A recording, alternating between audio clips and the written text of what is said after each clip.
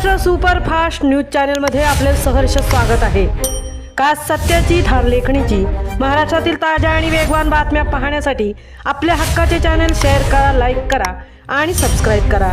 धन्यवाद।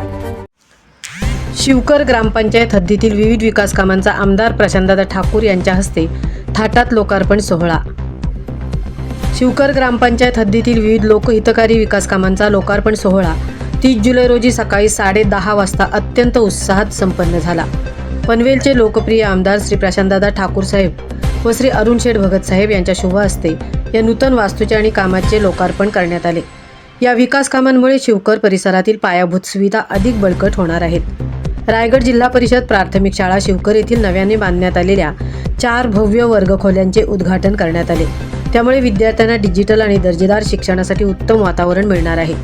लहान मुलांच्या प्राथमिक शिक्षण आणि आरोग्यासाठी शिवकर येथील अंगणवाडी क्रमांक 2 आणि 3च्या नवीन इमारतींचे लोकार्पण करण्यात आले। तसेच शिवकर ग्रामपंचायत हद्दीतील ग्रामस्थांच्या सुविधेसाठी नव्याने बांधण्यात आलेल्या स्मशानभूमीवरील विकास कामांचा लोकार्पण सोहळाही यावेळी पार पडला।